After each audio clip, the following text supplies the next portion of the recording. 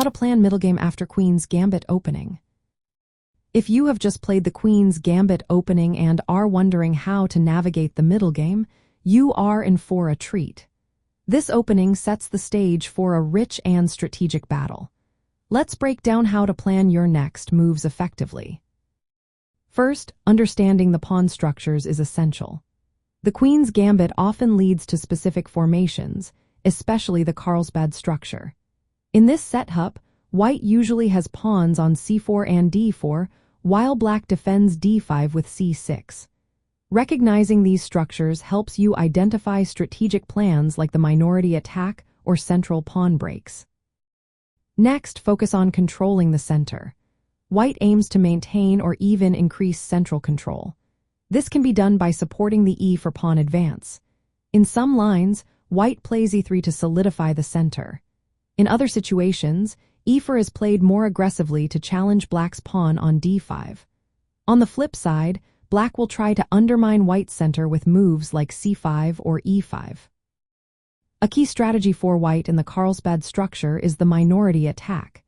This involves advancing the b-pawn to create weaknesses in black's queenside pawn structure. You can target the c6 pawn, aiming to open the c-file for your heavy pieces, such as rooks and the queen. This pressure can lead to strong outposts for your knights, particularly on c5. Piece activity and placement are also vital. White typically develops knights to c3 and f3, and bishops to g5 or f4. Rooks should be placed on open or semi-open files like the c-file. The bishops play a crucial role, with bg5 being aggressive by pinning black's knight, while bf4 supports central control and prepares for e4. Activating all pieces, including the least active ones, is important for maintaining pressure. Timing your pawn breaks and exchanges is critical.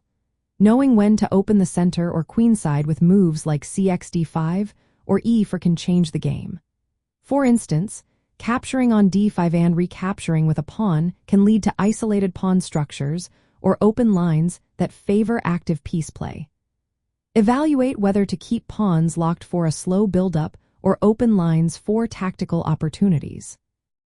Finally, be prepared to respond to black's plans.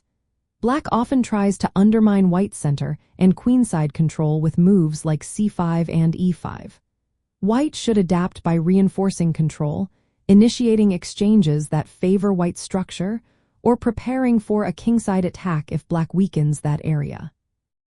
In practical terms, after the Queen's Gambit opening, your middle game strategy should revolve around maintaining central dominance, preparing the minority attack on the queenside, activating all pieces, and timing pawn breaks to open lines favorably.